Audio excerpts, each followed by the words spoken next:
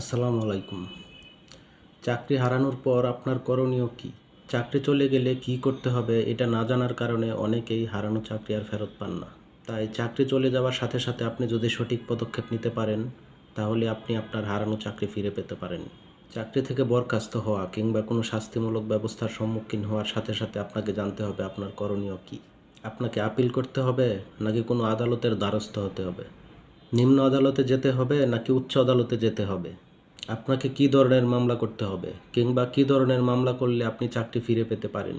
আপনি যদি চাকরি থেকে বরখাস্ত হন কিংবা অন্য কোনো শাস্তিমূলক ব্যবস্থার সম্মুখীন হন, তাহলে আপনার চাকরি বিধি বা চাকরির আইনটি ভালো করে পড়বেন। আপনার চাকরি বিধিতে যদি আপিলের কোনো বিধান থাকে, তাহলে উপযুক্ত কর্তৃপক্ষের নিকট নির্দিষ্ট সময়ের মধ্যে আপিল করতে হবে। আর আপিলের বিধান না থাকলে কিংবা আপিলেও যদি আপনার শাস্তি বহাল থাকে, তাহলে আদালতের দ্বারস্থ হতে হবে। কোন আদালতে শরণাপন্ন হবেন, উচ্চ আদালত নাকি নিম্ন আদালত, এটা নিয়ে অনেকে দ্বিধাদ্বন্দ্বে ভোগেন।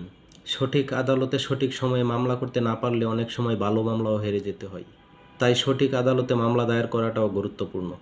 যেমন আপনি যদি কোনো বেসরকারি সংস্থা কিংবা বেসরকারি প্রতিষ্ঠান কিংবা বেসরকারি ব্যাংকের কর্মকর্তা হয়ে থাকেন, তাহলে আপনাকে নিম্ন আদালত অর্থাৎ সহকারী জজ বা সিনিয়র সহকারী জজ আদালতে মামলা দায়ের করতে হবে।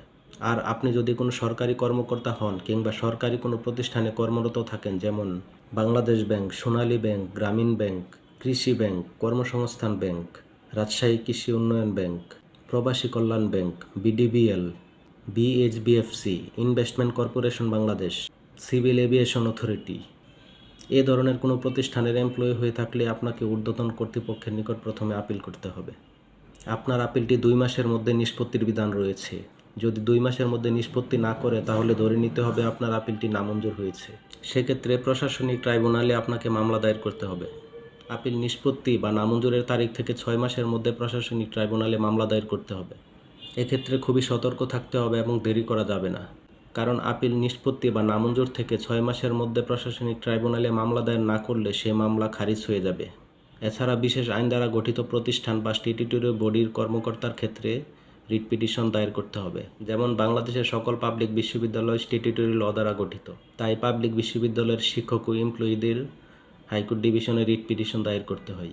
2015 সালের পূর্বে অনেক সরকারি এমপ্লয়িও হাইকোর্ট ডিভিশনে রিট পিটিশন দায়ের করতে পারতেন। কিন্তু 2015 সালের ডিসেম্বর মাসে সন্তোষ কুমার সাহা মামলার রায়ের পর হাইকোর্ট ডিভিশনের জুরিসডিকশন অনেকটা সংকুচিত হয়েছে এবং অনেক মামলা এখন আর রিট পিটিশন দায়ের করা যায় না, প্রশাসনিক ট্রাইব্যুনালে মামলা দায়ের করতে হয়। বেসরকারি শিক্ষা প্রতিষ্ঠান যেমন এমপিওভুক্ত স্কুল, কলেজ, মাদ্রাসার শিক্ষক ও এমপ্লয়িদের ক্ষেত্রে হাইকোর্ট ডিভিশনে রিট পিটিশন দায়ের করা যায়, আবার নিম্ন আদালত অর্থাৎ সহকারী জজ বা সিনিয়র সহকারী জজ আদালতে মামলা দায়ের করা যায়। তবে হাইকোর্ট ডিভিশনে রিট পিটিশন দায়েরের ক্ষেত্রে কিছু ক্রাইটেরিয়া ফুলফিল করতে হয়। এগুলোর বাইরে কোনো শিল্প কারখানার শ্রমিকদের চাকরি চলে গেলে কিংবা চাকরি সংক্রান্ত কোনো জটিলতা তৈরি হলে শ্রম আদালতে মামলা দায়ের করতে হয়।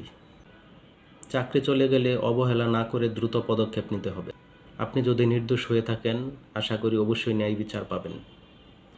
এক্ষেত্রে চাকরি সংক্রান্ত মামলা বা সার্ভিস ম্যাটার মামলা করার অভিজ্ঞতা রয়েছে এমন আইনজীবীর পরামর্শ নিতে পারেন। কারণ সঠিক সময়ে সঠিক আদালতে সঠিক মামলা না করতে পারলে অনেক সময় ভালো মামলায় আপনাকে হেরে যেতে হবে। তাই সবাই সতর্ক থাকবেন এবং সঠিক সময়ে সঠিক পদক্ষেপ নেবেন। সবাই ভালো থাকবেন। আল্লাহ হাফিজ।